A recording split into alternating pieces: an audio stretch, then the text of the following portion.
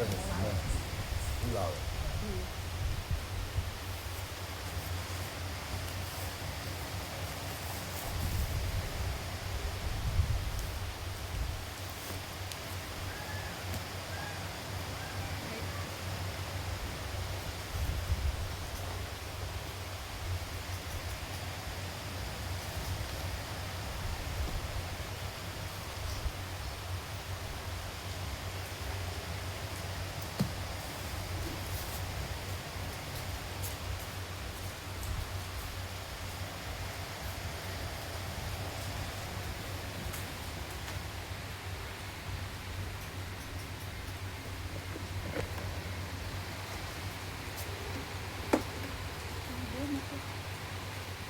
એ લોકોને શેર નથી થતું બહુ મોટી સાઈડ થાય આ તો કંઈ ના થાય તો એ ચાલે જોઈએ.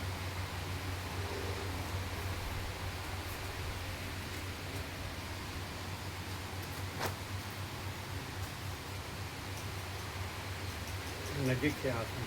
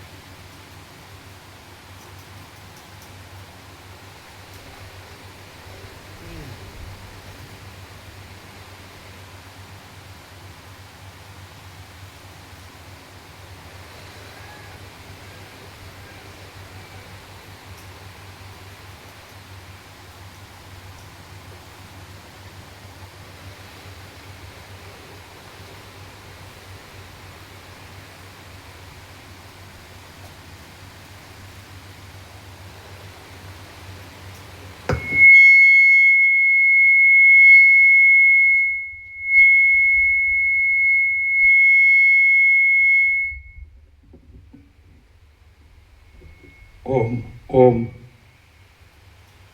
ઓમ બરાબર. ઓમ બરાબર.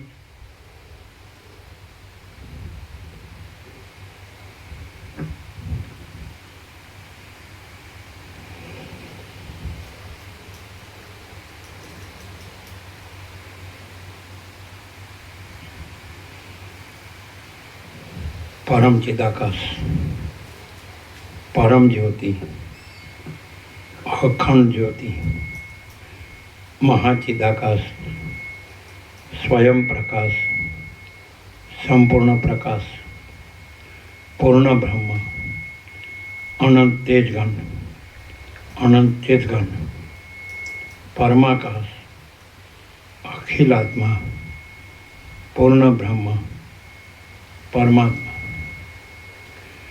પરમ ચિદાકાશ, પરમ જ્યોતિ, અખંડ જ્યોતિ, અનંત, પૂર્ણ, પરમ ચિદાકાશ, પરમ શાંતિ, स्वयं सिद्ध, स्वयं प्रकाश, स्वयं पूर्ण, स्वस्वरूप, यही सब कुछ है, इसके सिवा कुछ नहीं है। शून्यभास, अनंत कोटि, महाकल्पो है ही नहीं।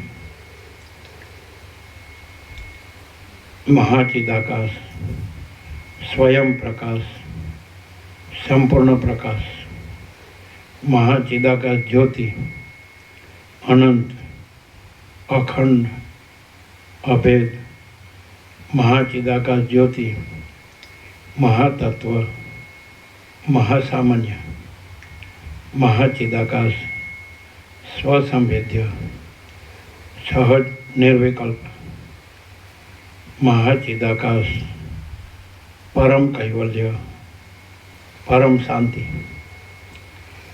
પરમ ચિદાકાશ, અનંત, પૂર્ણ, નિરપેક્ષ સત, અનંત, સંપૂર્ણ, અપરિઘી, નિર્ભ્રાંત, નિરપેક્ષ.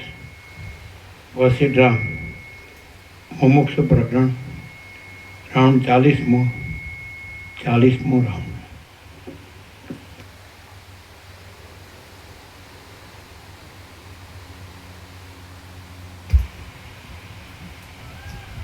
આદ્ય પરબ્રહ્મ સદગુરુ દેવ કી જય. ઓમ શ્રી પરમાત્મને નમઃ. સદગ્રંથોમાં શિરોમણી શ્રી યોગ વાસિષ્ઠ મહારામાયણ, બીજું મુમુક્ષુ પ્રકરણ.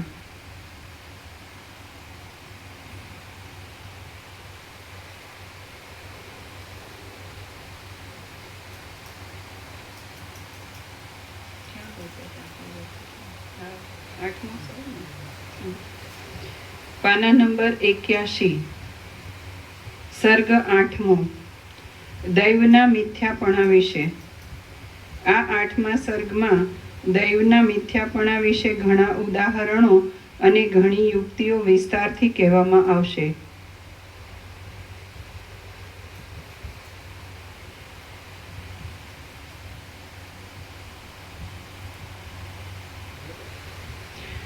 વસિષ્ઠ બોલ્યા, દૈવને આકાર નથી, કર્મ નથી, ગતિ નથી અને પરાક્રમ પણ નથી, તો આ દૈવ કહેવાય છે તે શો પદાર્થ છે?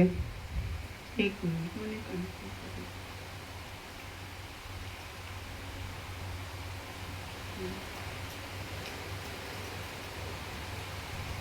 મને નથી. હા, સર્ગ 8મો, દૈવના મિથ્યાપણા વિશે. આ 8મા સર્ગમાં દૈવના મિથ્યાપણા વિશે ઘણા ઉદાહરણો અને ઘણી યુક્તિઓ વિસ્તારથી કહેવામાં આવશે.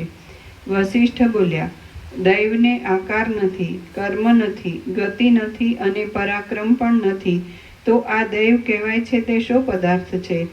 એ દૈવ તો એક જાતની રૂઢ થયેલી ભ્રાંતિ જેવું છે. જ્યારે પોતાના કર્મોના ફળ પ્રાપ્ત થાય છે ત્યારે આ કર્મ આ રીતે કર્યું હતું અને તેથી આ પ્રમાણે ફળ મળ્યું, એવા પ્રકારની વાતો થાય છે. આવી વાતો જ દૈવને નામે પ્રસિદ્ધિ પામે છે. જેમ દોરીમાં સર્પને માની લેવામાં આવે છે, તેમ મૂરખ મતિવાળા લોકોએ ભ્રાંતિથી આવી વાતોમાં દૈવ છે એવો નિશ્ચય પકડી લીધો છે. જેમ ગઈકાલે કરેલું દુરાચરણ આજના સદાચરણથી ટળી જાય છે, તેમ પૂર્વજન્મનું કર્મ આ જન્મના કર્મથી ટળી જાય છે. માટે યત્નથી શુભ કાર્યો કરવા. જે દુર્બુદ્ધિવાળો પુરુષ મૂઢ લોકોના અનુમાનથી સિદ્ધ થતા દૈવને માનતો હોય, તેણે દૈવયોગથી નહીં જ બળવું એમ સમજીને ભડભડતી આગમાં પડવું જોઈએ. જો દૈવ જ કરતા હોય તો માણસને ક્રિયા કરવાનું શું પ્રયોજન છે? કારણ કે દૈવ જ સ્નાન, દાન, આસન અને મલોત્સર્ગ આદિ ક્રિયાઓ કરશે. જો દૈવ જ કરતા હોય તો પછી પુરુષ તો મૂંગો ઠરશે. તે તો જેમ દૈવ ચલાવશે તેમ ચાલશે.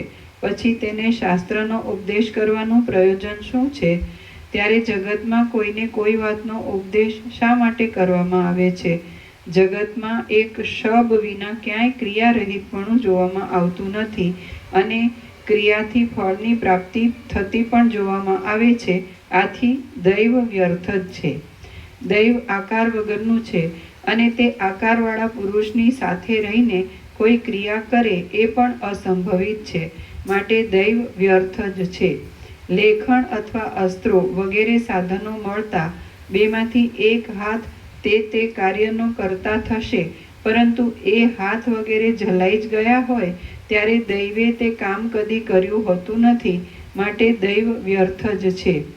જેમ મનનો અને બુદ્ધિનો અનુભવ થાય છે, તેમ રબારીઓથી માંડીને વિદ્વાનો સુધી કોઈને પણ દૈવનો અનુભવ થયેલો ક્યાંય જાણવામાં આવ્યો નથી. માટે દૈવ સર્વદા મિથ્યા જ છે. બુદ્ધિ અને દૈવ જુદા જુદા હોય તો બુદ્ધિનો ક્રિયા કરવામાં ઉપયોગ થાય છે, પણ દૈવનો ઉપયોગ નથી. માટે દૈવ એ એક કલ્પિત પદાર્થ જ છે. હવે જો બુદ્ધિ તથા દૈવ એ બંને એક જ હોય તો પણ દૈવની કલ્પના વ્યર્થ થાય છે. પછી જો બુદ્ધિથી જુદા દૈવની કલ્પનામાં પ્રમાણ હોય તો તે પ્રમાણથી શા માટે પુરુષાર્થને સિદ્ધ ન કરવો? જેમ દેહ ધારીને આકાશનો સંયોગ સંભવતો નથી, તેમ તેને દૈવનો સંયોગ પણ સંભવતો નથી. જો આકાર હોય તો જ સંયોગ થતો જોવામાં આવે છે. માટે આકાર વગરનું અને સંયુક્ત માનવામાં આવતું દૈવ છે જ નહીં.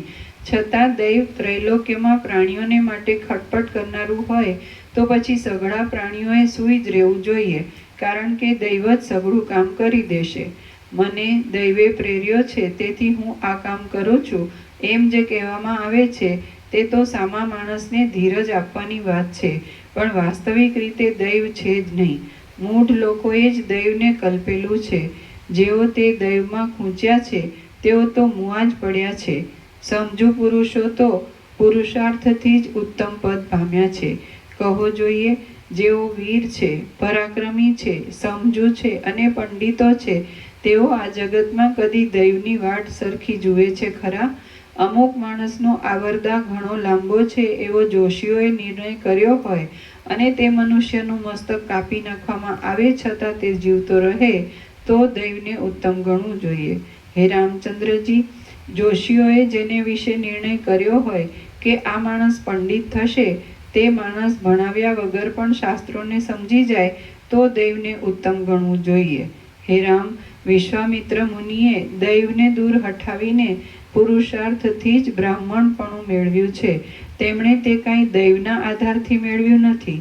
હે રામ, મુનિપણું પામેલા અમે બીજા લોકો પણ લાંબા કાળના પુરુષાર્થથી જ આકાશમાં ચાલવાની શક્તિ પામ્યા છીએ.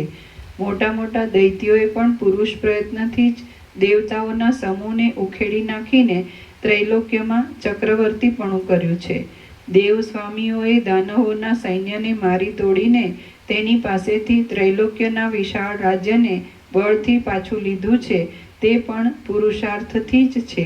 હે રામ, આ વાંસના કરંડિયામાં લાંબા સમય સુધી સુંદર જળને ભરી રાખવામાં આવે છે, તે પણ પુરુષાર્થની યુક્તિથી જ છે. એમાં દૈવે તો કશું જ કામ કર્યું નથી. હે રામ, સ્વજનોનું પોષણ કરવું, શત્રુના દેશને લઈ લેવો, ક્રોધથી શત્રુઓનો નિગ્રહ કરવો અને અનેક પ્રકારના ભોગવિલાસ કરવા ઇત્યાદિ જે શ્રમ સાધ્ય પુરુષાર્થો છે તે કંઈ જેમ જડીબુટ્ટીથી કે છુમંતર આદિથી થઈ શકતા નથી. આથી શુભ વિચારવાળા રામચંદ્ર, તમે દૈવની કાંઈ અપેક્ષા જ રાખો નહીં. તમે ઉત્તમ પુરુષાર્થનો જ આશ્રય કરો.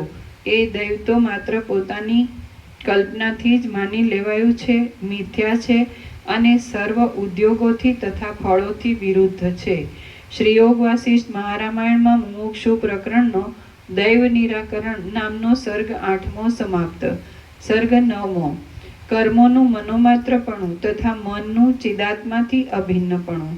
આ 9મા સર્ગમાં દૈવનું ખંડન કરવા માટે ફળ સહિત કર્મોનું મનોમાત્રપણું અને મનનું ચિદાત્માથી અભિન્નપણું કહેવામાં આવશે.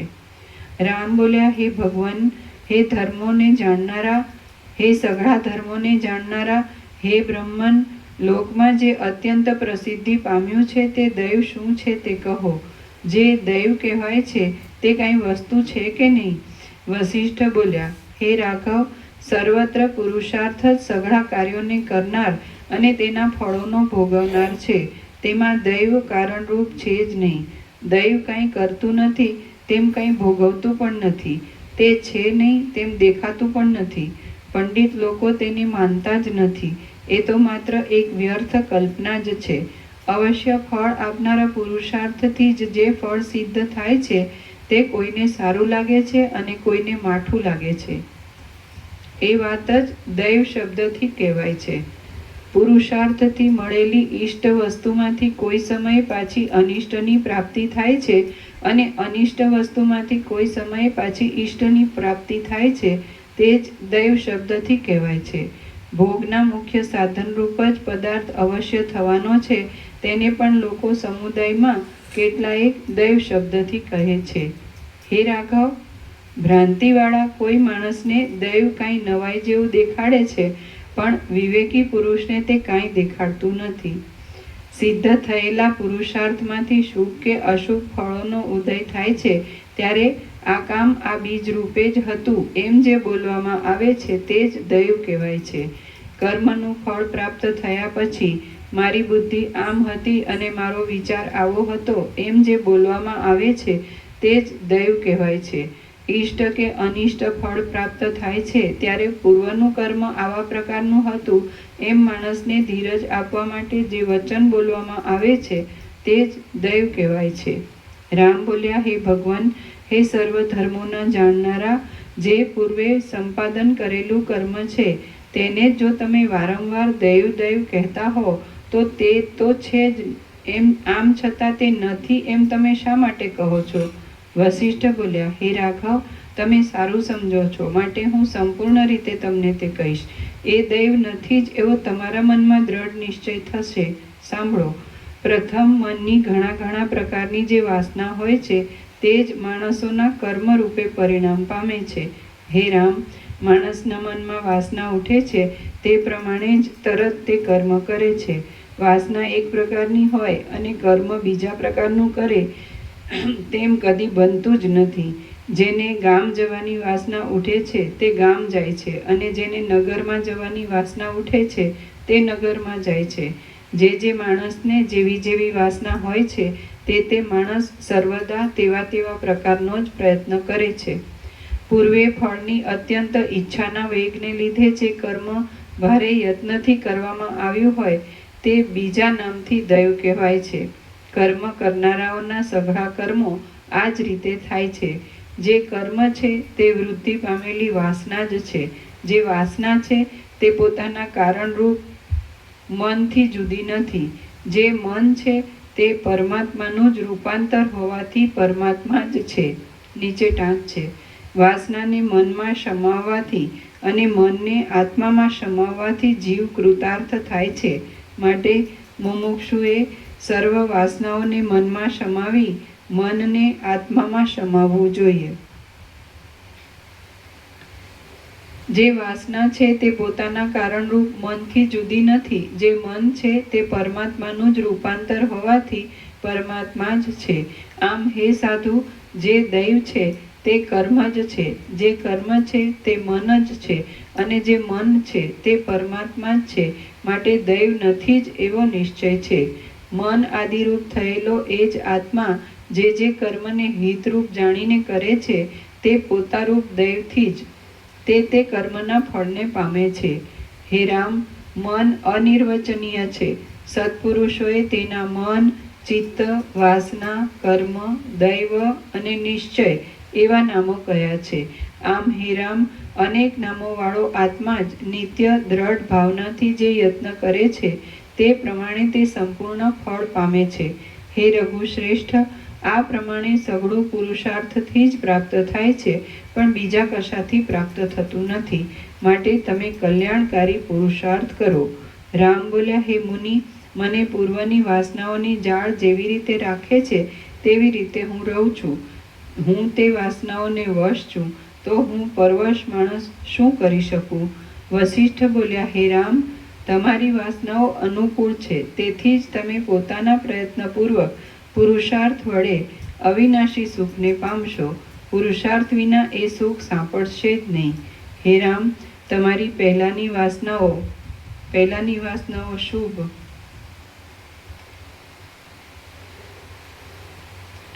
હે રામ, તમારી પહેલાની વાસનાઓ શુભ અને અશુભ એમ બે પ્રકારની હોવી જોઈએ, અથવા તે બેમાંથી એક પ્રકારની હોવી જોઈએ.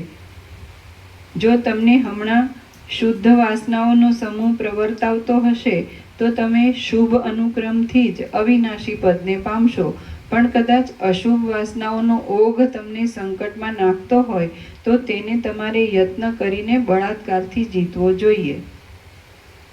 તમે કેવળ ચૈતન્યરૂપ આત્મા જ છો, જડરૂપ દેહ નથી જ.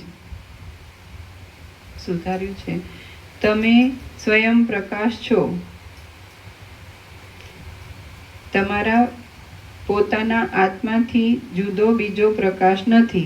આથી તમારો પ્રકાશ કરનાર બીજું કોઈ ચૈતન્ય છે જ નહીં. તમે જ મૂળ ચૈતન્ય રૂપ છો. જો તમને કોઈ બીજો ચેતનતા આપતો હોય તો તેને ચેતનતા આપવા સારું ત્રીજો જોઈએ, પછી તે ત્રીજાને ચેતનતા આપવા કોઈ ચોથો જોઈએ. એમ કરતા અનવસ્થા દોષ આવી જાય અને તે દોષ મૂળને હાનિ કરનાર છે.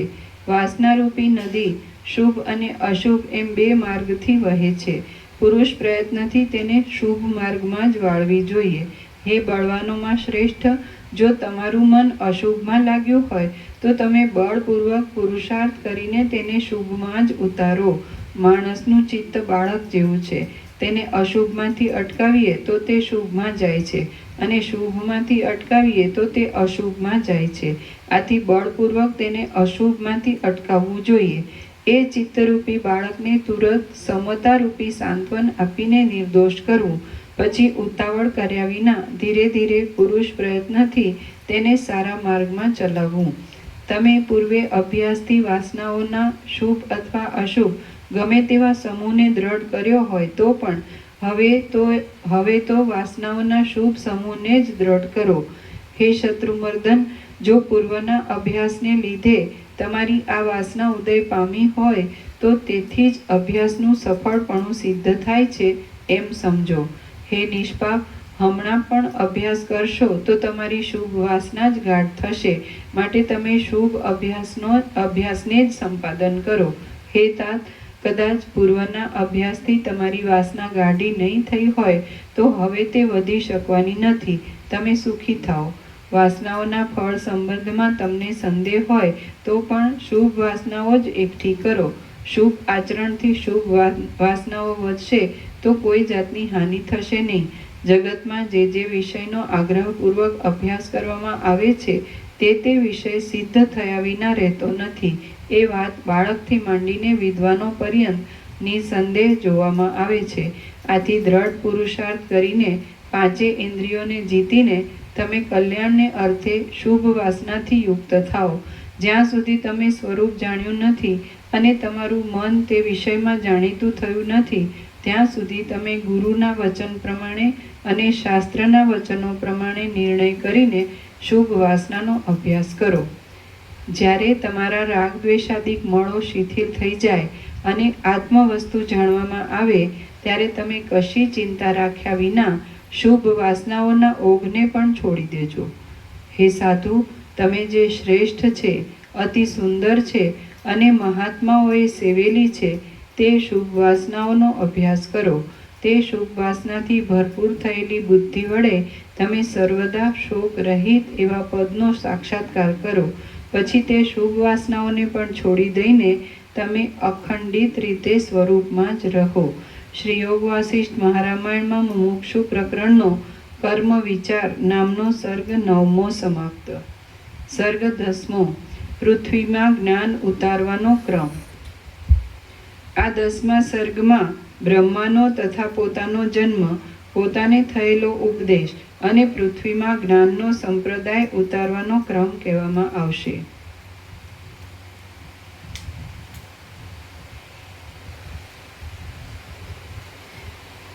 વસિષ્ઠ બોલ્યા, જે બ્રહ્મ તત્વ છે તે સર્વના અનુકૂળપણાથી સર્વદા રહેલું છે. તેની જે સત્તા છે તેને જ આપણે ભવિષ્યકાળનો સંબંધ આપીને ભવિતવ્યતા કહીએ છીએ. આમ કારણ પદાર્થોમાં જે નિયામકપણું છે તથા કાર્ય પદાર્થોમાં જે નિયમ્યપણું છે તે જ ભવિતવ્યતા છે. આથી કલ્યાણને અર્થે અવિચળ બાંધવરૂપ એવા પુરુષાર્થનો આશ્રય કરીને તમે તમારા ચિત્તને એકાગ્ર કરો અને આ મારી વાત સાંભળો. વિષયોના મનોરથો ઉપર બહુ જ ચડી ગયેલી અને વિષય સંબંધી સુખો ઉપર તરાપો માર્યા કરતી ઇન્દ્રિયોને તમે પુરુષાર્થથી નિયમમાં લઈને મનની સમતા મેળવો. આ હું તમને સંહિતા કહું છું તે તમે સાંભળો. એ સંહિતા મનુષ્ય લોકમાં તથા સ્વર્ગ આદિ લોકમાં પણ અધિકારીઓને જ્ઞાન પ્રાપ્ત કરવા સારું પુરુષાર્થ રૂપી ફળ આપનારી છે. સર્વ વેદોના સારથી બનાવેલી છે અને મોક્ષના ઉપાયોથી ભરેલી છે. હે રામ, હું તમને આ મોક્ષનો ઉપાય કહું છું. સંસાર સંબંધી વાસનાઓને તે ફરી ઉઠે જ નહીં તેવી રીતે ત્યજી દઈને ઉદાર બુદ્ધિથી શમ તથા સંતોષનું સંપૂર્ણ રીતે ગ્રહણ કરીને અને મનને આગલા પાછલા વાક્યોના અર્થમાં પહોંચી શકે તેવું વિષયોમાં આઘાત પ્રત્યાઘાત નહીં પામતું આત્માના અનુસંધાનવાળું તેમજ અનુભવમાં એક રસ કરીને તમે તે સાંભળો. એ ઉપાય સુખનો તથા દુઃખનો ક્ષય કરનારો છે અને અખંડિત મહા આનંદના મુખ્ય કારણરૂપ છે. તમે સઘળા વિવેકીઓની સાથે આ મોક્ષ કથા સાંભળીને દુઃખ રહિત એવા પરમ પદને પામશો અને ત્યાં મૃત્યુનો ભય જ હશે નહીં. સઘળા દુઃખનો ક્ષય કરનારું અને બુદ્ધિને પરમ વિશ્રાંતિ આપનારું આ શાસ્ત્ર સર્વના બનાવનારા બ્રહ્માએ કલ્પના આરંભમાં કહ્યું હતું. રામ બોલ્યા, હે બ્રહ્મન, આ શાસ્ત્ર બ્રહ્માએ શા કારણથી કહ્યું હતું અને તમને તે શી રીતે પ્રાપ્ત થયું હતું? હે પ્રભુ, તે મને કહો. વસિષ્ઠ બોલ્યા, માયા સંબંધી અનંત વિલાસોના અધિષ્ઠાનરૂપ, સર્વનો અંતર્યામી, સર્વના આધારરૂપ, અવિનાશી અને સર્વ પ્રાણીઓમાં અપરોક્ષ રીતે દીવાની પેઠે પ્રકાશતો એક ચૈતન્ય રૂપી આત્મા છે. વશિષ્ઠ બોલ્યા, માયા સંબંધી અનંત વિલાસોના અધિષ્ઠાનરૂપ, સર્વનો અંતર્યામી, સર્વના આધારરૂપ, અવિનાશી અને સર્વ પ્રાણીઓમાં અપરોક્ષ રીતે દીવાની પેઠે પ્રકાશતો એક ચૈતન્ય રૂપી આત્મા છે. જેમ હાલતા અને થંભેલા છતાં અખંડિત જળરૂપ સ્વભાવવાળા સમુદ્રમાંથી તરંગો ઉત્પન્ન થાય છે, તેમ માયાના તથા તેના કાર્યોના ક્ષોભ કાળમાં અને અક્ષોભ કાળમાં એક જ સ્વભાવવાળા તે નિર્વિકાર પરમાત્મામાંથી બ્રહ્માંડરૂપ વિરાટ પુરુષ ઉત્પન્ન થયો. એ વિરાટ પુરુષના મેરુ પર્વતરૂપી ડોડીવાળા, દિશાઓરૂપી પાંખડીઓવાળા અને તારાઓરૂપી કેસરાવાળા હૃદય કમળમાંથી બ્રહ્મા ઉત્પન્ન થયા.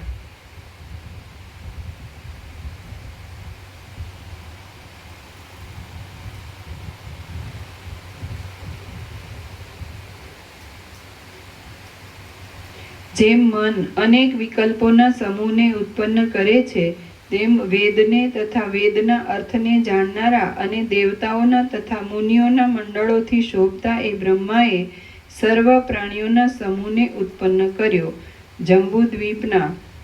જંબુદ્વીપ એટલે એશિયા ખંડના, જંબુદ્વીપના એક ખૂણારૂપ આ ભરત ખંડમાં તેમણે આદિઓથી તથા વ્યાધિઓથી ઘેરાયેલા, લાભથી તથા અલાભથી અસ્થિર મનવાળા અને થોડા જીવનવાળા સર્વે પ્રાણીઓ ઉત્પન્ન કર્યા. પછી જેમ પુત્રના દુઃખ જોઈ પિતાને કરુણા આવે, તેમ આ સૃષ્ટિમાં માણસોને અનેક પ્રકારની પીડાઓથી ભરપૂર દુઃખો પડતા જોઈને સર્વ લોકોને ઉત્પન્ન કરનારા મહાસમર્થ બ્રહ્માને પણ કરુણા આવી. એ કરુણાને લીધે બ્રહ્માએ લોકોના કલ્યાણ માટે જરાવાર એકાગ્ર ચિત્તથી વિચાર કર્યો કે આ અભાગ્યા લોકોના દુઃખનો નાશ કરું એવો કયો ઉપાય હશે. એ પ્રમાણે વિચાર કરીને ભગવાન બ્રહ્માએ પોતે તપને, ધર્મને, દાનને, સત્યને અને તીર્થોને ઉત્પન્ન કર્યા. એમને સર્જ્યા પછી વળી બ્રહ્માએ વિચાર કર્યો કે આ તપ આદિ સાધનોથી લોકોના દુઃખનો છેવટનો અંત આવવાનો નથી. ખરું સુખ તો મોક્ષ જ છે. તે મળવાથી માણસને ફરીવાર જન્મવું કે મરવું રહેતું નથી. એ મોક્ષ જ્ઞાનથી જ મળે છે. જીવને સંસારમાંથી તરવાનો ઉપાય જ્ઞાન જ છે, નીચે ટાંચ છે. નિષ્કામ કર્મ ચિત્ત શુદ્ધિ દ્વારા અને ઉપાસના ચિત્તની એકાગ્રતા દ્વારા જ્ઞાનના સાધનરૂપ છે. ખરું સુખ તો મોક્ષ જ છે. તે મળવાથી માણસને ફરીવાર જન્મવું કે મરવું રહેતું નથી. એ મોક્ષ જ્ઞાનથી જ મળે છે. જીવને સંસારમાંથી તરવાનો ઉપાય જ્ઞાન જ છે. તપ, દાન અને તીર્થ એ મોક્ષના અંતરંગ ઉપાયો કહ્યા નથી. સમીપના ઉપાયો કયા નથી. માટે આ અભાગ્યા લોકોને દુઃખથી છોડાવવા માટે મારે તુરત જ એક નવો દ્રઢ ઉપાય પ્રગટ કરવો. એ પ્રમાણે વિચાર કરીને કમળ ઉપર બિરાજેલા બ્રહ્માએ મનથી સંકલ્પ કર્યો અને મને ઉત્પન્ન કર્યો. ત્યાં હે નિષ્પાપ, જેમ એક મોજામાંથી ઓચિંતું બીજું મોજું ઉત્પન્ન થાય છે, તેમ હું ઓચિંતો જ તે પિતા બ્રહ્મામાંથી ઉત્પન્ન થયો અને તરત જ તેમની પાસે ગયો. કમંડળને ધારણ કરનારા અને હાથથી માળા ફેરવતા તે સર્વના અધ્યક્ષ બ્રહ્માની પાસે જઈને મેં તેમને નમ્રતાપૂર્વક પ્રણામ કર્યા. ત્યારે મારા હાથમાં પણ કમંડળ હતું અને ફેરવવાની માળા હતી. બ્રહ્માએ મને કહ્યું કે હે પુત્ર, આવ. એ પછી જેમ ચંદ્રને ધોળા વાદળા પર બેસાડે તેમ તેમણે મને હાથથી પોતાના કમળના ઉત્તર ભાગ ઉપર બેસાડ્યો. જેમ ઉત્તમ હંસ સારસને કહે તેમ રૂપચર્મરૂપી વસ્ત્રવાળા પિતાજી બ્રહ્માએ મને તેવા જ વસ્ત્રવાળાને કહ્યું કે હે પુત્ર, જેમ ચંદ્રમાં કલંકે પ્રવેશ કર્યો છે તેમ જરાવાર તારા ચિત્તમાં વાંદરાના જેવી ચપળતા ધરાવનારું અજ્ઞાન પ્રવેશ કરો. આમ બ્રહ્માએ તુરત શાપ દીધો. એટલે તે સમયે જ હું મારા અત્યંત પરિપૂર્ણ નિર્મળ સ્વરૂપને ભૂલી ગયો. આ પ્રમાણે સ્વરૂપ ભૂલાયાથી હું દીનતા પામ્યો અને મૂઢ બુદ્ધિથી ઊભો રહ્યો. નિર્ધન થયેલા માણસની પેઠે હું દુઃખથી અને શોકથી તપવા લાગ્યો. હું ચૂપચાપ ઊભો રહી મનમાં વિચાર કરવા લાગ્યો, અરે રે, ભૂંડું થયું. આ સંસારરૂપી દોષ અહીં કેમ આવ્યો? પછી પિતાજીએ મને કહ્યું કે હે પુત્ર, તને શું દુઃખ થયું છે? મને દુઃખ ટાળવાનો ઉપાય પૂછ, એટલે તે કરવાથી તું સુખી થઈશ. હવે સોનેરી રંગના કમળની પાંખડી ઉપર બેઠેલા મેં સર્વ લોકોના કરતા ભગવાન બ્રહ્માને સંસારરૂપી વ્યાધિના ઔષધ વિશે પૂછ્યું. હે નાથ, જીવને શી રીતે મહાદુઃખમય સંસાર આવ્યો છે? કેમ કરવાથી તે ક્ષય પામે છે? મેં એ પ્રમાણે પૂછ્યું એટલે બ્રહ્માએ મને ઘણું જ્ઞાન કહ્યું. તે પવિત્ર જ્ઞાન જાણીને હું બ્રહ્માના અંતઃકરણમાંના ઉત્તમ તત્વબોધની પેઠે નિર્મળ અને પરિપૂર્ણ સ્વભાવવાળો થયો. આમ જે જાણવાનું હતું તે સઘળું જાણીને હું બ્રહ્માત્મક સ્થિતિને પામ્યો. એટલે જગતના કરતા બ્રહ્માએ મને ઘણું સઘળું કારણ કહ્યું કે હે પુત્ર, જ્ઞાનરૂપી સાર સઘળા અધિકારી લોકોને મળે તેટલા માટે મેં તને શાપથી જ્ઞાન રહિત કરીને પૂછનારો કર્યો હતો. હવે મારો શાપ શાંત થઈ ગયો છે અને મેલું થયેલું સુવર્ણ જેમ શોધન કર્યાથી પાછું શુદ્ધ સુવર્ણ રૂપે થઈ રહે છે, તેમ તું પણ મારી પેઠે પરમ બોધ પામીને અખંડિત એક રસ રૂપે રહ્યો છે. હે સાધુ, હવે તું લોકો પર અનુગ્રહ કરવા સારું પૃથ્વી ઉપર જંબુદ્વીપની અંદરના ભરતખંડમાં જા.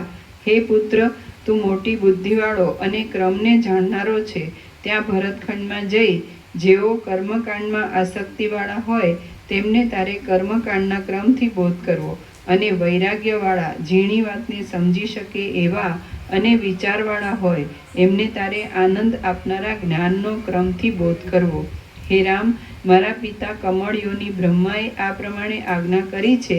તેથી જ્યાં સુધી ભરતખંડમાં અધિકારી લોકો રહેશે ત્યાં સુધી હું પણ રહીશ. આ સંસારમાં મારે કાંઈ પણ કર્તવ્ય નથી. હું મનથી રહિત છું, છતાં પણ સંસારમાં રહેવું જ જોઈએ એમ સમજીને હું શાંત વૃત્તિથી સંસારમાં રહ્યો છું. અજ્ઞાની લોકોની દ્રષ્ટિથી હું કાર્ય કરું છું, પણ મારી પોતાની દ્રષ્ટિથી હું કાંઈ જ કરતો નથી. શ્રી યોગ વાસિષ્ઠ મહારામાયણમાં મુમુક્ષુ પ્રકરણનો જ્ઞાનાવતરણ નામનો સર્ગ 10મો સમાપ્ત. સર્ગ 11મો. પૃથ્વીમાં જ્ઞાનનો વિસ્તાર તથા પૂછનાર અને કહેનારના લક્ષણો. આ 11મા સર્ગમાં જ્ઞાનના ઉતરવાનો વિસ્તાર, રામના વૈરાગ્યની સ્તુતિ અને વક્તાના તથા પૂછનારના લક્ષણો ઇત્યાદિ કહેવામાં આવશે. વસિષ્ઠ બોલ્યા, પૃથ્વીમાં જ્ઞાનનું ઉતરવું મારી પોતાની ચેષ્ટા અને બ્રહ્માની ચેષ્ટા એ સઘળું મેં તમને કહી સંભળાવ્યું. હે રામ, આજે મોટા પુણ્યના ઉદયને લીધે તમારા ચિત્તને એ ઉત્તમ જ્ઞાન સાંભળવા માટે ઘણી ઉત્કંઠા થઈ છે. રામ બોલ્યા, હે બ્રહ્મન, મહાત્મા બ્રહ્માની બુદ્ધિ સૃષ્ટિ કર્યા પછી જગતમાં જ્ઞાન ઉતારવાને અર્થે કયા પ્રકારથી પ્રવર્તી? વસિષ્ઠ બોલ્યા, જેમ સમુદ્રમાં ચલનાત્મક મોજું ઉત્પન્ન થાય છે તેમ પરબ્રહ્મમાં વાસનાને લીધે નિરંતર ક્રિયાશક્તિવાળા પોતે બ્રહ્મા ઉત્પન્ન થયા. એ બ્રહ્માએ સૃષ્ટિને દુઃખી થતી જોઈ ભૂત, ભવિષ્ય અને વર્તમાન એ ત્રણેય કાળની સૃષ્ટિની સઘળી સ્થિતિ એવી જ દુઃખી હોવાનો વિચાર કર્યો. જે શુભ સાધનો કરવાને યોગ્ય હોય એવા સતયુગ 17,28,000 વર્ષનો પહેલો યુગ, જે શુભ સાધનો કરવાને યોગ્ય એવા સતયુગ આદિ સમયનો અંત આવતા લોકોને ભવિષ્યકાળમાં મોહ થશે એ જોઈને બ્રહ્માને દયા ઉત્પન્ન થઈ. એ ઉપરથી બ્રહ્માએ મને સર્જ્યો અને મને વારંવાર જ્ઞાન આપીને લોકનું અજ્ઞાન મટાડવા માટે પૃથ્વીની પીઠ ઉપર મોકલ્યો છે. જેમ તેમણે મને મોકલ્યો છે તેમ સનતકુમાર અને નારદ આદિ બીજા પણ ઘણા મહર્ષિઓને તેમણે પૃથ્વી ઉપર મોકલ્યા છે. આમ તેમણે મન તથા અજ્ઞાન રૂપી રોગથી પીડાયેલા લોકોનો પવિત્ર કર્મકાંડના ક્રમથી તથા જ્ઞાનના ક્રમથી ઉદ્ધાર કરવા સારું અમને સર્વને મોકલ્યા છે. આમ પૂર્વે સતયુગ ઉતર્યા પછી પૃથ્વીમાં કાળક્રમને લીધે શુદ્ધ કર્મકાંડ સંકોચ પામી ગયો. વળી તેમણે મર્યાદાઓના સ્થાપન માટે જુદા જુદા દેશોના વિભાગ કર્યા અને તેમાં રાજાઓનું સ્થાપન કર્યું. ત્યારે તે મહર્ષિઓએ તે ક્રિયાક્રમના વિધાન માટે તેમજ પૃથ્વીમાં ધર્મની, કામની તથા અર્થની સિદ્ધિ માટે યોગ્ય ધર્મશાસ્ત્રો તથા યજ્ઞ સંબંધી શાસ્ત્રો રચ્યા. એ પ્રમાણે કાળક્રમ ચાલતા ચાલતા વળી ધર્માદિકનો ક્રમ તૂટી ગયો અને લોકો માત્ર વિષયમાં જ લંપટ થઈને નિત્ય ભોગ્ય પદાર્થોને મેળવવામાં જ મચ્યા રહ્યા. દેશોને માટે રાજાઓમાં વેર ઉત્પન્ન થયા અને પૃથ્વીમાં ઘણા માણસો શિક્ષાને યોગ્ય થઈ ગયા. આમ થતાં જે રાજાઓ પ્રથમ પૃથ્વીનું પાલન કરવાને સમર્થ હતા તેઓ યુદ્ધ કર્યા વિના પૃથ્વીનું પાલન કરવા અસમર્થ થયા અને પ્રજાઓની સાથે કંગાળ થઈ ગયા. રાજાઓની દીનતા મટાડવા માટે અને લોકોમાં આત્મજ્ઞાનનો પ્રચાર કરવા માટે મેં તથા બીજા ઋષિઓએ જ્ઞાન સંબંધી મોટા વિચારો પ્રકટ કરવા માંડ્યા.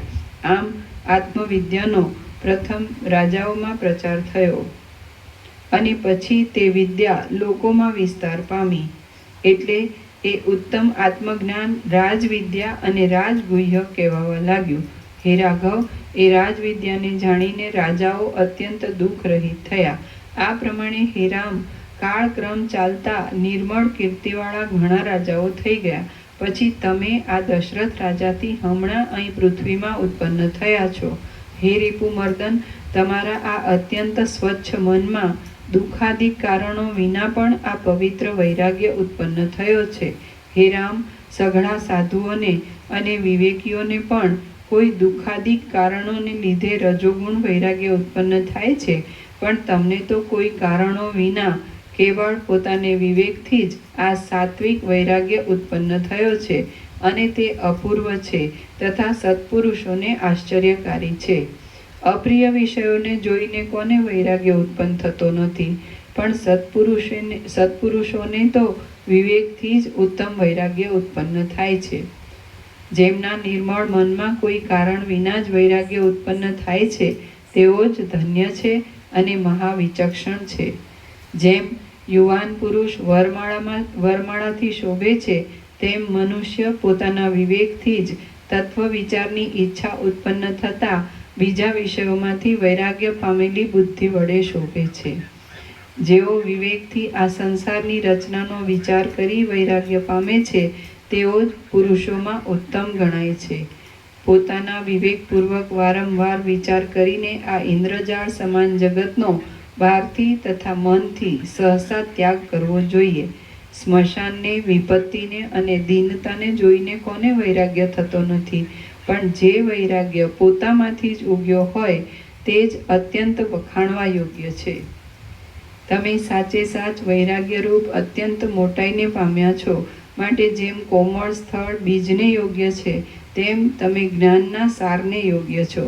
પરમેશ્વર અને સર્વના નાથ પરમાત્માના પ્રસાદથી જ તમારા જેવાની શુભ બુદ્ધિ વિવેક ઉપર દોડે છે. ધર્મશાસ્ત્રમાં કહેલા સઘળા સંસ્કારો થવાથી, તપથી, દાનથી, નિયમથી, તીર્થયાત્રાથી અને લાંબા કાળના વિવેકથી પાપોનો ક્ષય થતાં પ્રાણીની બુદ્ધિ કાકતાલીય ન્યાયની રીતે પરમાર્થના વિચારમાં પ્રવર્તે છે. કર્મકાંડમાં તત્પર રહેનારા લોકો પણ જ્યાં સુધી પરમપદનો અનુભવ કરતા નથી ત્યાં સુધી તેઓ ચક્રની પેઠે ફેરવનારા રાગાદ્વેષથી વીંટાઈને આ સંસારમાં અત્યંત ભમ્યા કરે છે. જેમ હાથીઓ બંધનના થાંભલાથી છૂટીને પોતાના ઈષ્ટ સ્થળમાં જાય છે, તેમ વિચક્ષણ પુરુષો આત્મતત્વને યથાર્થ જાણીને સંસારમાંથી છૂટીને પરમપદમાં જાય છે. જેમ હાથીઓ બંધનના થાંભલાથી છૂટીને પોતાના ઈષ્ટ સ્થળમાં જાય છે, તેમ વિચક્ષણ પુરુષો આત્મતત્વને યથાર્થ જાણીને સંસારમાંથી છૂટીને પરમપદમાં જાય છે. હે રામ, દેહના અધ્યાસવાળો અને તેથી મનુષ્ય છતાં પણ કીડા જેવો પ્રાણી અજ્ઞાનને લીધે વિષમ છે અને અનંત એવા આ સંસારરૂપી વનને દેખતો નથી. હે રઘુકુલ શ્રેષ્ઠ, મોટી બુદ્ધિવાળા પુરુષો આ સંસારરૂપી અતિ દુસ્તર સમુદ્રને જ્ઞાનની યુક્તિરૂપ વહાણથી નિમેષ માત્રમાં તરી ગયા છે. સંસારરૂપી સમુદ્રમાંથી તારનારી જ્ઞાનની એ યુક્તિનું તમે સાવધાન થઈને અને નિરંતર વિવેકાદિકની સંપત્તિવાળી તે બુદ્ધિથી શ્રવણ કરો. એ અનિંદિત યુક્તિ મળી ન હોય તો જગત સંબંધી અને અનંત વિક્ષેપોવાળા દુઃખના ભયો લાંબા કાળ સુધી અંતઃકરણને બાળ્યા કરે છે. હે રાઘવ, જ્ઞાનની યુક્તિ ન હોય તો સાધુ પુરુષો ટાઢ, વાયુ અને તડકા આદિ દ્વંદ્વો દુઃખોને કેમ સહન કરી શકે? સંસાર સંબંધી દુઃખની ચિંતાઓ મૂઢ માણસને પગલે પગલે આવી પડે છે અને જેમ અગ્નિની જ્વાળાઓ ઘાસને બાળી દે છે તેમ તે તેને બાળી દે છે. વર્ષા ઋતુથી અત્યંત ભીંજાયેલા વનને જેમ અગ્નિની જ્વાળાઓ બાળી શકતી નથી, તેમ વેદાંત શાસ્ત્રના જાણનારા અને આત્મતત્વનો સાક્ષાત્કાર પામનાર વિદ્વાનને તે ચિંતાઓ બાળી શકતી નથી. આદિઓ તથા વ્યાધિઓ રૂપી ચકરીઓવાળો સંસારરૂપી મરુભૂમિનો પવન ગરબડ કરતો હોય તો પણ તત્વવેત્તા પુરુષ અત્યંત દ્રઢ વૃક્ષની પેઠે તેથી ભાગતો નથી. તેથી બુદ્ધિમાન પુરુષે તત્વ જાણવા માટે શ્રુતિ આદિ પ્રમાણોમાં પ્રવીણતાવાળા આત્મજ્ઞાનીને સેવાથી પ્રસન્ન કરીને સ્નેહપૂર્વક પૂછવું જોઈએ. આમ ઉત્તમ ચિત્તવાળા પ્રામાણિક વક્તાને પૂછવું અને રંગવા નાખેલું વસ્ત્ર જેમ કેસરના રંગને પકડે છે, તેમ તેણે ઉપદેશકના વચનને યત્નપૂર્વક પકડવું. હે વચનનો સાર જાણનારાઓમાં ઉત્તમ, જે માણસ તત્વને નહીં જાણનારા અને જેનું વચન સ્વીકારવાને યોગ્ય ન હોય એવા માણસને પૂછે છે, તેના જેવો બીજો કોઈ પણ મહામૂઢ નથી. પ્રામાણિક અને આત્મવેત્તા વક્તા પુરુષને પૂછ્યા પછી જે માણસ તેના વચન પ્રમાણે યત્નપૂર્વક ચાલતો નથી, તેના જેવો અધમ બીજો કોઈ નથી. જે માણસ પ્રથમ વક્તાના વ્યવહાર ઉપરથી તે વક્તા તત્વને જાણે છે કે નહીં એવો નિશ્ચય કર્યા પછી તેને પૂછે છે, તે પૂછનાર માણસ મોટી બુદ્ધિવાળો જાણવો. જે મૂર્ખ માણસ વક્તાની પરીક્ષા કર્યા વિના જ તેને પૂછે છે, તે માણસ અધમ કહેવાય છે અને તેને તત્વજ્ઞાનરૂપ મોટો પદાર્થ પણ મળતો નથી. જે માણસ કહેલી વાતનો અને ન કહેલી વાતનો પણ વિવેચનપૂર્વક નિશ્ચય કરવા સમર્થ બુદ્ધિવાળો હોય અને જે અનિંદિત હોય તેને જ તત્વવેત્તાએ પ્રશ્નનો ઉત્તર આપવો જોઈએ. પણ જે અધમ અને પશુ જેવો હોય તેને તેણે ઉત્તર આપવો જ નહીં. પૂછનાર માણસ પ્રમાણ સિદ્ધ વિષયને સમજવા માટે યોગ્ય છે કે નહીં એવો વિચાર કર્યા વિના જ જે વક્તા પુરુષ તેને ઉત્તર આપે છે તેને વિદ્વાન પુરુષો અત્યંત મૂઢ કહે છે. હે રઘુનંદન, તમે પૂછનારાના સદ્ગુણોથી અત્યંત વખાણવા યોગ્ય છો અને હું પણ યથાર્થ કહી જાણું છું, તો આપણે માટે આ યોગ જોઈએ તેવો યોગ્ય છે. હે શબ્દોને તથા તેના અર્થોને જાણનારા, હું તે વાત કહું તે વાત યથાર્થ જ છે તેવો નિશ્ચય રાખીને તમારે તે વાતને હૃદયમાં અખંડ ધારણ કરી રાખવી. તમે મહાત્મા છો, વૈરાગ્યવાળા છો અને લોકોની સ્થિતિના તત્વને જાણનારા છો, માટે જેમ વસ્ત્રમાં કેસરી રંગ લાગી જાય છે તેમ મારું તે કહેવું તમારા મનમાં લાગી જશે. જેમ સૂર્યની પ્રભા જળમાં પેસી જાય છે તેમ કહેલી વાતને ધારી લેવામાં સમર્થ અને પરમાર્થનું વિવેચન કરનારી તમારી બુદ્ધિ ગંભીર વિષયમાં પેસી જશે. હું જે કહું તે તમારે સ્વીકારવું અને પ્રયત્નપૂર્વક તેને હૃદયમાં ધરી લેવું. જો એમ ન કરવું હોય તો તમારે મને મફતનું પૂછવું જ નહીં. હે રામ, મન ચપળ છે અને સંસારરૂપી વનના વાંદરારૂપ છે. તેને પ્રયત્નથી હૃદયમાં રોકી રાખીને પરમાર્થનું વ્યાખ્યાન સાંભળવું. જે માણસો અવિવેકી, જ્ઞાન રહિત તથા દુસંગમાં રુચિવાળા હોય તેમને ચિરકાળ સુધી અત્યંત દૂર રાખવા અને મહાત્માઓને જ માન આપવું. સજ્જનના નિત્ય સમાગમથી જ વિવેક ઉત્પન્ન થાય છે અને ભોગ તથા મોક્ષ એ બંને વિવેકરૂપી ઝાડના જ ફળ છે. શમ, વિચાર, સંતોષ અને ચોથો સાધુઓનો સમાગમ એ 4 મોક્ષના દ્વારમાં દ્વારપાળ કહેવાય છે. એ ચારેયનું અથવા એઓમાંથી 3નું કે 2નું પણ યત્નપૂર્વક સેવન કરવું જોઈએ, કારણ કે તેઓ મોક્ષરૂપી રાજમહેલનું બારણું ઉગાડી દે છે. અથવા પ્રાણ સુદ્ધા જવા દઈને તેઓમાંના એકનો તો સઘળા યત્નથી આશ્રય લેવો, કારણ કે એક વશ થાય તો પછી 4 પોતાની મેળે વશ થાય છે. જેમ સૂર્ય તેજના પાત્રરૂપ છે, તેમ જગતના શિરોમણી જેવો વિવેકી પુરુષ જ્ઞાનના, તપના તથા શ્રવણના પાત્રરૂપ છે. જેમ પાણી સખત ઠંડીને લીધે પથરા જેવું થઈ જાય છે, તેમ મૂર્ખ પુરુષોની બુદ્ધિ પણ મૂર્ખપણાથી ઘટ્ટ થઈને કઠિન થઈ જાય છે. હે રામ, જેમ સૂર્યોદયમાં કમળ પ્રફુલ્લિત થઈને રહે છે, તેમ સૌજન્યરૂપ ગુણથી અને શાસ્ત્રોના અર્થ સંબંધી વિચારોથી તમારું અંતઃકરણ તો પ્રફુલ્લિત થઈ રહ્યું છે. હે ઉત્તમ બુદ્ધિવાળા, જેમ મૃગ આદિ પ્રાણી વીણાના શબ્દને કાન ઊંચા કરીને એકાગ્રતાથી સાંભળે છે, તેમ તમારે પણ આ જ્ઞાનની કથા એકાગ્રતાથી સાંભળવી અને સમજવી જોઈએ. હે રામ, વૈરાગ્યના અને અભ્યાસના યોગથી તમે સમતા અને સૌજન્ય આદિ સંપત્તિઓને મેળવી લો એટલે પછી નાશ થતો જ નથી. સંસારમાંથી મુક્ત થવા માટે પ્રથમ શાસ્ત્રોના અને સજ્જનોના સમાગમપૂર્વક તપનો અને જીતેન્દ્રિયપણાનો આશ્રય કરવો જોઈએ તથા બુદ્ધિ જ વધારવી જોઈએ. જરાક સંસ્કારવાળી બુદ્ધિથી પણ આ શાસ્ત્રોનો વિચાર કરવામાં આવે તો તેથી માણસની મૂર્ખતાનો અત્યંત નાશ થાય છે એમ સમજો. આ સંસારરૂપી ઝેરી ઝાડ આપત્તિઓનું મુખ્ય સ્થાન છે. તે અજ્ઞાનીને નિરંતર મોહ ઉપજાવે છે. એટલા માટે યત્ન કરીને અજ્ઞાનનો નાશ કરવો જોઈએ. જેમ ચામડું અગ્નિના યોગથી સંકોચ પામી જાય છે, તેમ દુષ્ટ આશાઓને લીધે કુટિલ ગતિ કરનારા અને હૃદયમાં ફેલાયા કરતા અજ્ઞાનથી ચિત્ત સંકોચ પામી જાય છે. જેમ વાદળાઓ ન હોવાને લીધે સંપૂર્ણ નિર્મળ મંડળવાળા ચંદ્રને જોઈને માણસની દ્રષ્ટિ પ્રફુલ્લિત થાય છે, તેમ સમજુ પૂછનારાને જોઈને વક્તાનો યથાર્થ વસ્તુ વિચાર પ્રફુલ્લિત થાય છે. જે પુરુષની બુદ્ધિ પૂર્વાપરનો વિચાર કરીને અર્થનું રહસ્ય સમજવામાં સુંદર ચતુરાઈવાળી છે અને પ્રફુલ્લિત છે, તે જ અહીં પુરુષ કહેવાય છે. જેમ પ્રફુલ્લિત થયેલા સ્વચ્છ અંધકારને મટાડનારા શીતળ કાંતિવાળા અને આહ્લાદકપણા આદિ ગુણોવાળા નિર્મળ ચંદ્રથી આકાશ શોભે છે, તેમ તમે પ્રફુલ્લિત થયેલા સ્વચ્છ અજ્ઞાનને છોડનારા ઉત્તમ વિચારરૂપ શીતળતાવાળા અને સૌજન્ય આદિ ગુણોવાળા હૃદયથી શોભો છો. શ્રી યોગ વાસિષ્ઠ મહારામાયણમાં મુમુક્ષુ પ્રકરણનો વક્તૃપૃચ્છક લક્ષણ નામનો સર્ગ 11મો સમાપ્ત. સર્ગ 12મો. જ્ઞાનનું ઉત્તમ મહાત્મ્ય ને રામની યોગ્યતા. આ 12મા સર્ગમાં સંસારનું અનર્થપણું, જ્ઞાનનું ઉત્તમ મહાત્મ્ય અને રામમાં પૂછનારને યોગ્ય સદ્ગુણોની સમૃદ્ધિ કહેવામાં આવશે. વસિષ્ઠ બોલ્યા, હે રામ, તમે પરિપૂર્ણ મનવાળા છો અને માન આપવા યોગ્ય છો. તમે પૂછી જાણો છો અને કહેલું સમજી શકો છો.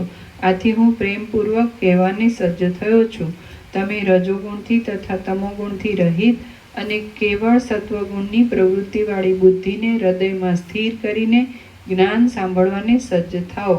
જેમ સમુદ્રમાં રત્નોની શોભા છે, તેમ તમારામાં પૂછનારના સઘળા ગુણોની સંપત્તિ છે અને મારામાં વક્તાના ગુણોની સંપત્તિ છે. હે પુત્ર, ચંદ્રકાંત મણિ જેમ પોતામાં ચંદ્રના કિરણોનો સમૂહ લાગવાથી આર્દ્રપણું પામે છે, તેમ તમે પોતાનામાં વિવેક અને અસંગ પ્રકટ થવાથી વૈરાગ્ય પામ્યા છો.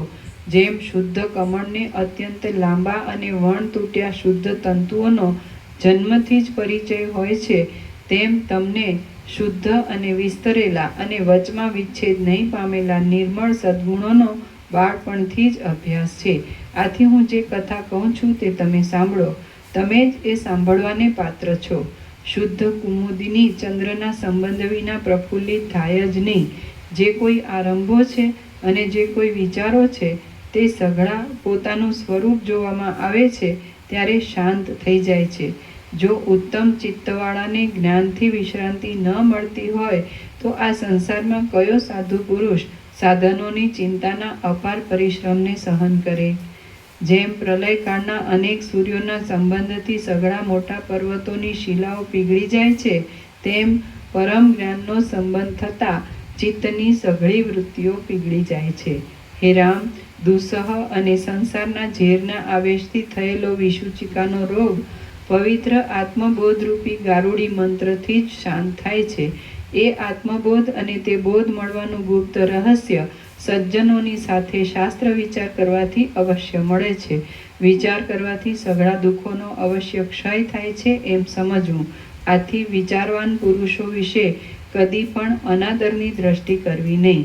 સર્પ જેમ જૂની કાંચડીને છોડી દઈને સંતાપ રહિત થાય છે, તેમ વિચારવંત પુરુષે આ સઘળા ચિંતાઓના પિંજરને છોડી દઈને સંતાપ રહિત થવું.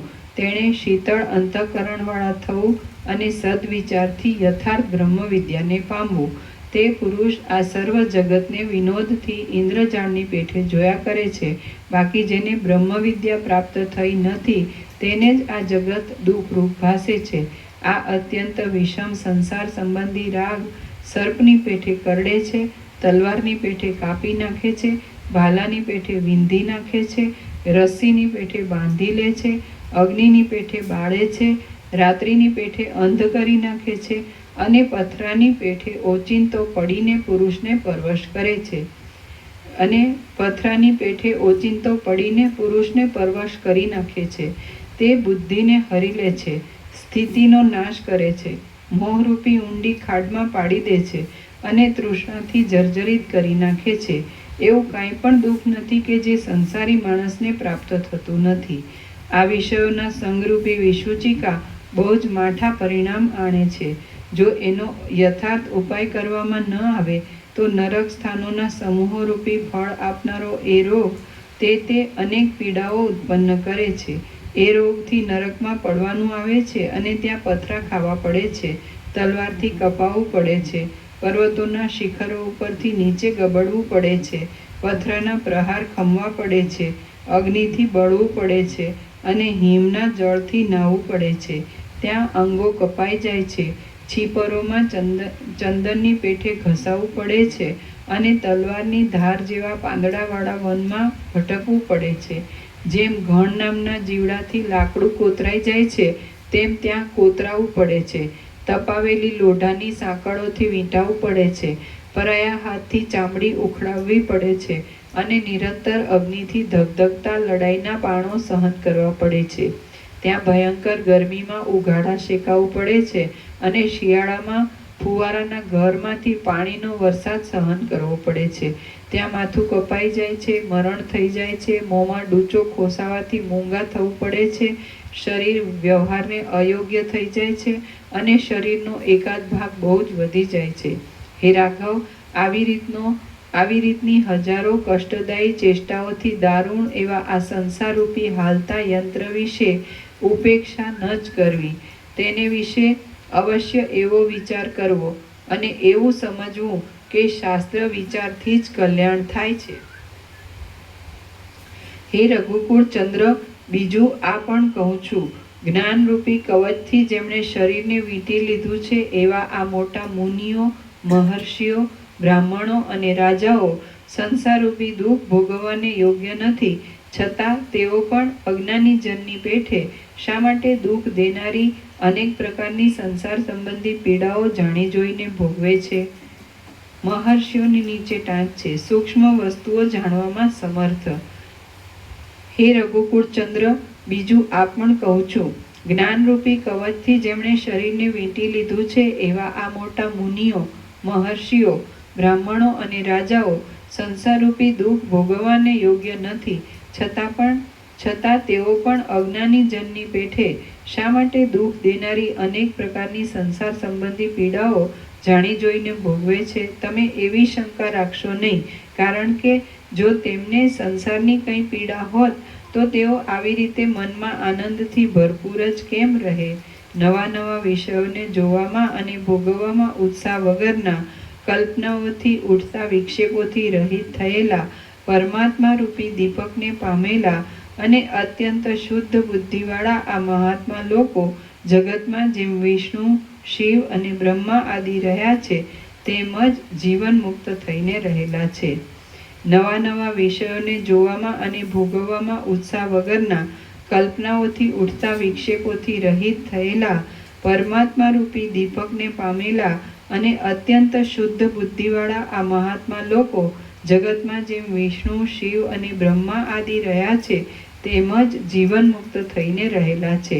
મહાત્માઓની સાથે વિચાર કરીને તથા શરીર આદિ અનાત્મ પદાર્થોનો વિનાશ કરીને બુદ્ધિથી પરમ તત્વ જાણ્યામાં આવે એટલે મોહ ક્ષીણ થઈ જાય, અજ્ઞાનરૂપી ગાઢ વાદળા દૂર થઈ જાય અને વાક્યો ઉપરથી જાણેલા વિશાળ પરમ તત્વનો પોતામાં જ અનુભવ થાય.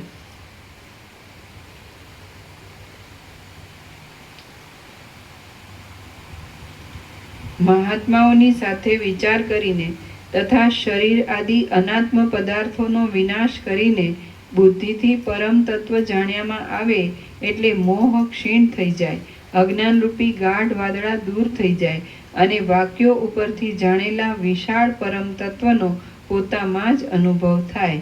આમ થાય ત્યારે પુરુષને જગતમાં આ જે ભ્રમણ છે તે એક જાતના રમણ સમાન જ થાય છે. બીજું પણ, હે રાઘવ, પોતાનું ચિન્મય સ્વરૂપ અનાત્મ પદાર્થો દૂર કરવાથી સ્વચ્છ થાય, હૃદયમાં ઉત્તમ શાંતિનો આવિર્ભાવ થાય અને આગળની સઘળી બુદ્ધિની વૃત્તિઓ શાંતિરૂપી રસના સ્વાદમય થઈ જાય ત્યારે અંતઃકરણની ઘટના બ્રહ્મરસનો સ્વાદ લઈને બ્રહ્માકાર થઈ જાય છે. ચિન્મયની નીચે ટાંચ છે ચૈતન્યમય. બીજું પણ, હે રાઘવ, પોતાનું ચિન્મય સ્વરૂપ અનાત્મ પદાર્થો દૂર કરવાથી સ્વચ્છ થાય, હૃદયમાં ઉત્તમ શાંતિનો આવિર્ભાવ થાય અને આગળની સઘળી બુદ્ધિની વૃત્તિઓ શાંતિરૂપ રસના સ્વાદમય થઈ જાય ત્યારે અંતઃકરણની ઘટના બ્રહ્મરસનો સ્વાદ લઈને બ્રહ્માકાર થઈ જાય છે. એવી રીતે બુદ્ધિથી પરમ તત્વનો અનુભવ થાય ત્યારે પુરુષનું જગતમાં આ જે ભ્રમણ છે તે એક જાતના રમણ સમાન જ થાય છે.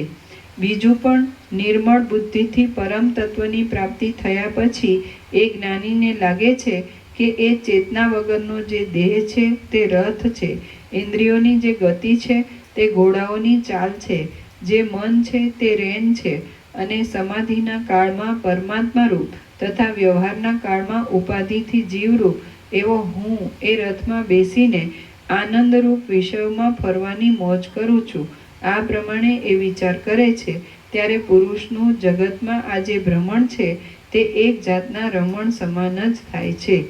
શ્રી યોગ વાસિષ્ઠ મહારામાયણમાં મુમુક્ષુ પ્રકરણનો તત્વ મહાત્મ્ય વર્ણન નામનો સર્ગ 12મો સમાપ્ત. સર્ગ 13મો, વૈરાગ્યાદિ ગુણો તથા શમનું વર્ણન. આ 13મા સર્ગમાં જીવન મુક્તિના ફળરૂપ વૈરાગ્ય આદિ ગુણોનું અને પાના નંબર 92. ઓમ ઓમ ઓમ. પ્રસાદ આપી દો.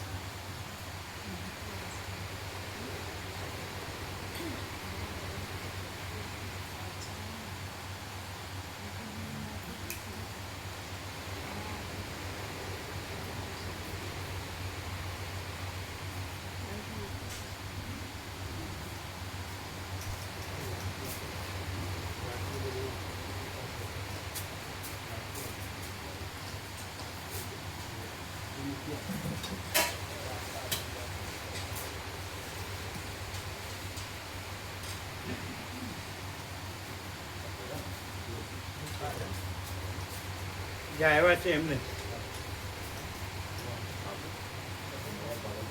વાટકા ભરી દો, વાટકા.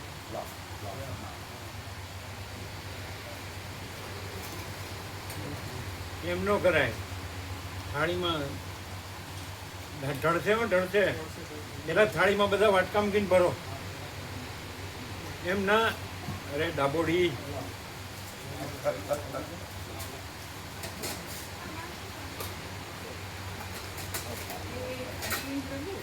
જો બાર ટીપા પડે જ કે નહીં? અહીંયા આપત તો બાર ટીપા પડે જ કે નહીં? નથી, અવળો હાથ છે.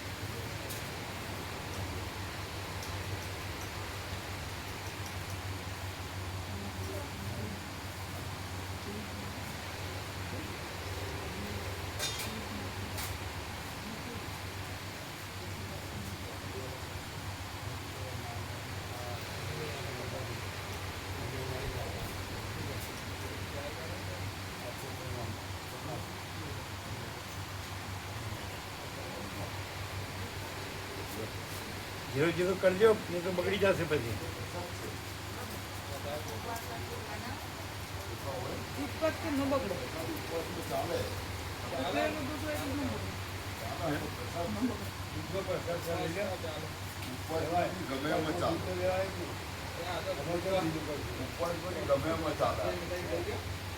સાંભળો, એમ કે છે કે ફ્રીજમાં મૂકો એટલે ન બગડે. અરે હજી વધે તો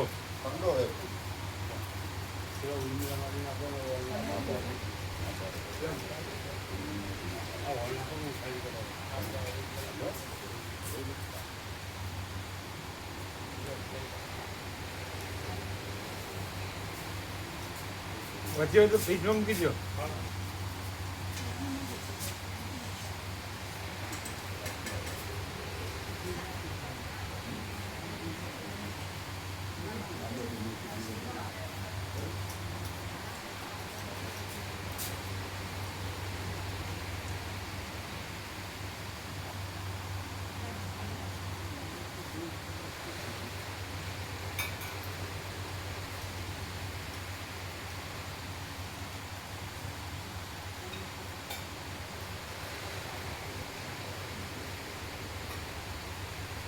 એ બધો મોટા અંબાજીનો પ્રસાદ આપો,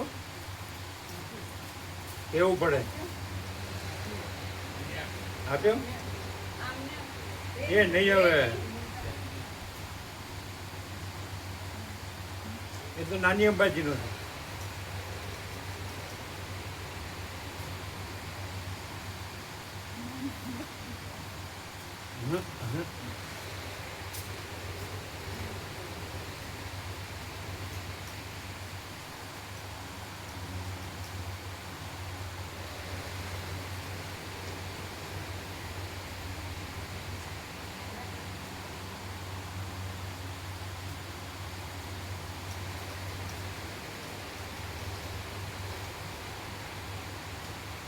નિત્ય દર્શન આપ્યું બધાને?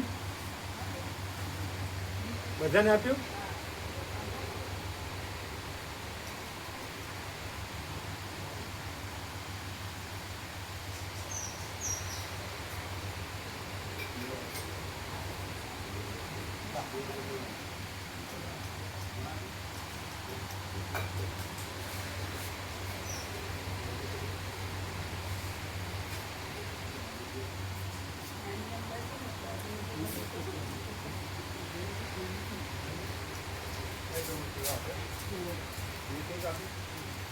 એ નિત્ય દર્શન બધાને આપ્યું?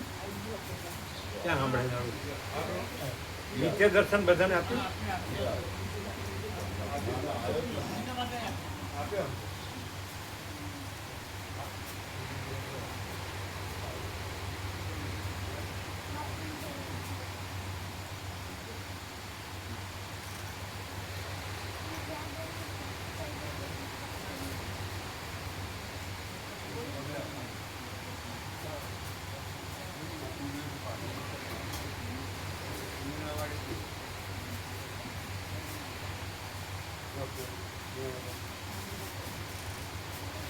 એ આની કોથળી ક્યાં મૂક્યું?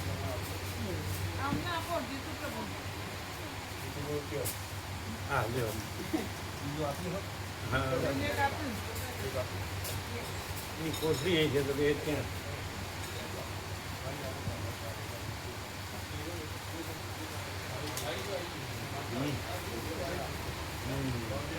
કેમ છે? તીર્થયાત્રાની સેવા આવી ઉમરા માતાજી મંગલાથી તીર્થયાત્રાની દક્ષિણ ભારતની સેવા એમને આપી ઉમરા માતાજી કેટલા ભાઈ એમની એકલાની? આ એમને આજે આજ મંગળાચરણ કર્યું એમને આપી આજે વ્યવસ્થિત રાખજો. હા એવા વધે તો પેલા વિવેક પ્રવણ કે સંજય પ્રવણ સંજય પણ આપી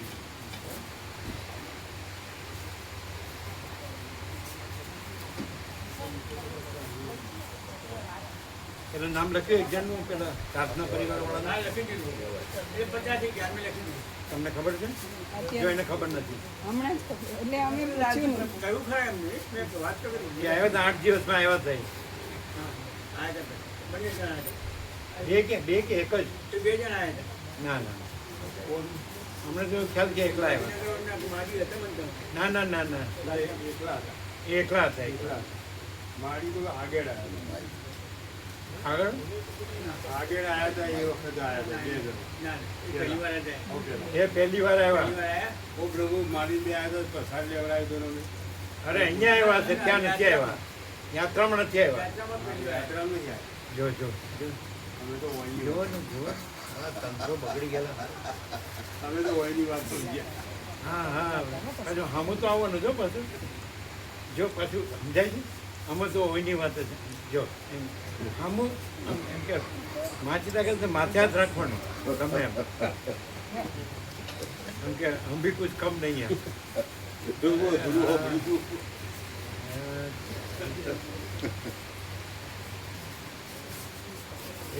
એક આમ જુઓ તો ખરા. ત્યારે શું કર્યું? આના પૈસા ખલાસ થઈ ગયા. આના પૈસા ખલાસ થઈ ગયા. આગલી યાત્રામાં ખલાસ થઈ આજે આવ્યો પ્રભુ ત્યાંથી એટલે પાકી પર ગયો તો 50 રૂપિયા જ હતા હવે એટલે આ વાત આજે પૈસા ખલાસ થઈ ગયા હાલ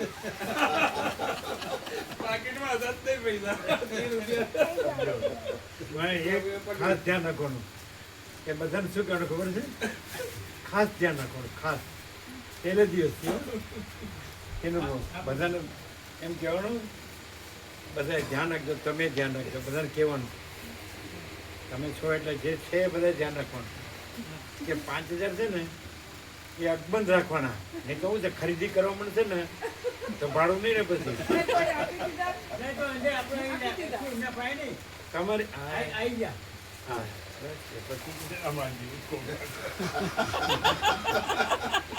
હવે આ જે બધા આવવાના છે એને કહેવાનું. એ તો બધી દુકાનોમાં થઈને જ ત્યાં પછી આની બસ ન જાય ત્યાં પછી બીજી એ લોકો રિક્ષાઓ તો રિક્ષા બસ મિની બસ તેનું ભાડું ન રહે પછી ખરીદી કરવા માંડે છે. હવે પોતાની પાસેથી આપવાનું છે એટલે પછી એમ કહેતા હતા પેલા 5000 લીધા ને કેમ કે પછી કે આ કેવું કહેવાય પેલા પાસે 10 નહોતા, 10 રૂપિયાની નહોતા. બધું ખરીદીમાં વાપરી નાખ્યું. એટલે આ સમજાણી અમે કીધું અને અમની પાસે 3.5 મેં આપણે 3.5 લીધા, 32 5 3.5 મેં લઈ લીધા એની પાસેથી. પણ પ્રભુ એમ કે છે કે બધા ભાવિકોને કહો કે 5,000 અકબંધ રાખે વાપરી નહીં. વાપરે નહીં. હજી સમજ્યા નથી. અને નહીં તો શોપિંગમાં ને વાપરી નાખશે તો ઊભા રહેશે એમને. પછી દર્શન કરવાના સ્થળે રિક્ષા કે બસમાં જવું છે ને જવાય. એ સમજ્યા નથી પણ. તમે જપો આદા બધા એક જ લાઈન નો છે. પણ મેં 32 5 3.5 મને આપ્યા એટલે કઈ દે તો આ તો પણ જમા રાખવા. આપણે બધા રાખવાના. એની વાત નથી થતી પણ. આ તો બધાની જનરલ વાત છે. બધાને કહી. હા. આ તો એકનો એક લાવો એટલે પછી તમે અરે તમે તમારું જ સામું લાવ્યા કરો તો અહીંનો વેવ તમે સાંભળો જ નહીં. અહીંથી એની વાત ક્યાં કરી? હજી કોઈ સમજ્યા નહીં. બધાની વાત છે. બધાની સાર્વત્રિક. જ્યારે માણસ અહીંથી બેગ થાય 5 પ્રકાર બેગ થાય એટલે સામું જ લાવ્યા કરે એટલે આ સાંભળ્યું જ નથી. એટલે ગાડી અટકે છે ને ત્યાં. અહીંથી શું કહેવાનું એ જ એને ખબર નથી. અમે કહીએ તો છીએ ક્યારે ખબર નથી. કારણ કે એણે આપ્યા. અરે ભાઈ પણ એ વાત નથી. શું વાત છે? કયો એને દરેક ભાવિકે દરેકની બધાએ ભાવિકોએ શોપિંગમાં 5,000 સ્પેર રાખવાના, વાપરી નહીં નાખવાના. એ શોપિંગમાં નહીં, એટલે વાપરી નહીં નાખવાના. શોપિંગ બોપિંગમાં વાપરીને 5,000 સ્પેર રાખવાના. અકબંધ રાખવાના. અકબંધ. એટલે પાછા હજી સમજ્યા નહીં હોય. શું કામ? આપણે યાત્રામાં જઈએ ને એટલે આ રિક્ષા ભાડા ને એ બધા માટે જોઈશે. એટલે 5,000 રૂપિયા અકબંધ રાખવાના. એ વાપરી ના નાખે ભાવિકો એમ. એને ખ્યાલ નથી. એટલે આગળ જેવું હતું વ્યવસ્થા કે બધું ભેગું લઈ લે ને પછી એ જ બસ રિક્ષાઓના એ જ આપતા હતા એમ. હા, એવું નથી. આમાં દરેકે પોતે આપવાનું છે ભાડું. 5,000 પ્લસ છે, 30,000 છે ને એ બસવાળાને આપવાના છે. 5,000 લેવાના નથી તમારે. તો એ લઈએ નહીં ને મેં. નહીં તો આ તો અમને આપ્યા એ તો એ વાત કરું છું. અમને આપ્યા મને. એ નહીં લેવાનું. આ તો પાછા આપી દે એમ. પછી એવું એક શું કામ પાછા આપવાના? એ ભાડું દરેકે પોતે આપવાનું છે. આ બસ જ્યાં જાય ને ત્યાં સુધીનું બસવાળાનું. હા. પણ બસ ન જાય પછી તમારે જવાનું હોય તો તમારી પાસે તમારું ભાડું તમારે આપવાનું. એવી વ્યવસ્થા છે. એ 32 જ લઈએ અમે. 32. 32. હા, બરાબર એમ. એવું એક શું કામ? હા, એટલે એને પોતાને જ આપવાનું છે. આ એટલા માટે એને બીજી ખરીદીમાં વાપરી ન નાખે. બંધ રાખે એના માટે જ. એટલે રિક્ષાઓમાં કે એમાં જવાનું હોય ને એમાં. હા. બરાબર. શું 32 લેવાના અને 5 તમારી પાસે રાખવાના. એ રિક્ષાઓને તમારે આપવાના રહેશે બધા. વાપરી ના નાખે. વાપરી નાખે. શું કામ? એવું કે રિક્ષાઓમાં જવું પડે ને એના માટે અકબંધ રાખે. ખરીદીમાં વાપરી નાખે.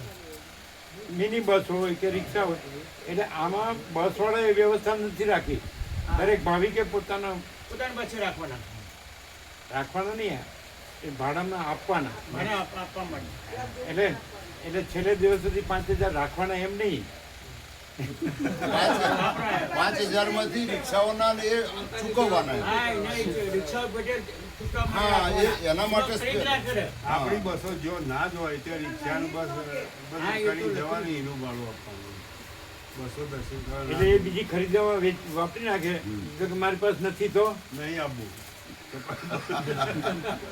બસમાં પણ બેસી હજી રહેવું એમ પડે. પૂરેપૂરું એને લાઈટ નથી થઈ. પેલું બસવાળા તમે જેમ લીધા 37 એમ બસવાળા લઈ લેતા હતા અને બસવાળા ભાડું આપતા. હા, એ પણ હવે દરેકે પોતાનું ભાડું આપવાનું છે એટલે આ ખાસ કહેવું પડે કે તમે બીજી ખરીદીમાં 5,000 તો તમે અલગ જ રાખજો. બીજા તમારી પાસે હોય એક્સ્ટ્રા 5,000 સિવાયના એને તમે બીજું વાપરો તો વાપરી શકો. કાંઈ પણ ખાવા પીવામાં કે ખરીદીમાં કે પણ 5 તો તમારે તમારા ભાડામાં જ જોશે. રિક્ષાઓ ભાડામાં ને એના માટે. મિની બસ હોય, રિક્ષા હોય, જે હોય. તમને ખબર પડી કેવી? 32,000 બસ વાળા આપવાના, 5,000 રિક્ષાઓને એ પેટે એમને પાછી રાખવાના. ભાવિકે રાખવાના, એમાં બીજા વાપરવાના નહીં. એમાંથી નહીં વાપરવા. એમાંથી નહીં વાપરવાના. વાપરો તો બીજા વાપરો એના સિવાય. એ 37 સિવાયના બીજા લાવ્યા હોય હા, તો અને નહીં તો બીજા ન હોય તો નહીં વાપરવાના. એ ભાડામાં જોશે, 5,000 તમારે ભાડામાં જોશે. 12 પેટી ટિકિટ આપવાના છે. ખ્યાલ આવે? શું કામ? એક રિક્ષાઓને પોતાના ભાવિક પોતાને આપવાના છે. હા. રિક્ષાઓને આપણે યાત્રા એટલે બીજી ખરીદીમાં વાપરાય. વાપરી ન નાખે. તો આનો કીધું હોય ને એવા ઘણા હોય હા કે હવે મારી પાસે નથી, મેં તો વાપરી લીધું. ખલાસ થઈ ગયા. બોલો સાચા છે. કારણ કે તું જે દુકાન પર મારે પ્રસાદ લઈ જવો છે, હા. મારે આ લઈ જવું છે, મારે તે લઈ જવું, રમકડા લઈ જવા છે, એવું બધું. હમ. આવું કાંઈ ન હોય એવો ખોટા ખર્ચા કરે. સમજે? ગમે તે છે, બહુ હોશિયાર છે ને બધા જ્ઞાન ભક્તિવાળા, પણ કેટલાય રમકડા લાવ્યા છે અને કેટલાય પ્રસાદના પડીકા લાવ્યા છે. બોલો સાચું ખોટું? સાચી વાત. એટલે એ એવું કરે ને તો એ આ ખાસ કહેવું પડશે. નહીં તો તમારે આપવા પડશે પછી રસ્તામાં. પેલા કે મારી પાસે નથી, મને આપો, પછી ઘરે જઈને આપી દઈશ, આવું કરશે પછી. તમને સમજાય છે?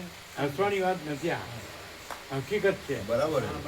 ખોટા ખર્ચા બહુ કરે બધા. હા કરે. તો એટલે એને શું હોય કે બસ વાળો આપશે, હા. એટલે ભૂલ થાય. આ ખાસ આ કઈ છે? જણાવવું પડશે જાહેર. આની તો અમે નો કીધું તો આઈડિયા ન આવે. બોલો જો બરાબર છે. આવે પ્રભુ આ ઓઢા નાગેશ્વર ખરી ને, ઓઢા નાગેશ્વરથી પછી આ જે શ્રી શૈલમ જવાનું છે ને, ત્યાં 7 વાગે રસ્તો બંધ કરી દે. જંગલ આવે છે એટલે ત્યાં 7 વાગ્યા પહેલાં પહોંચી જવું પડે. તો એને ખબર હશે ને આનું. અને ખ્યાલ અમને આ તેજલ પ્રભુએ કહ્યું હતું કે તમારે પહોંચાય નહીં શ્રીશૈલમ.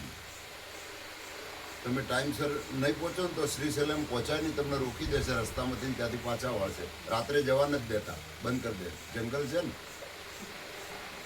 આપણે તો એને નહીં ખબર હોય. અને એને જાણ કરી દઈશું.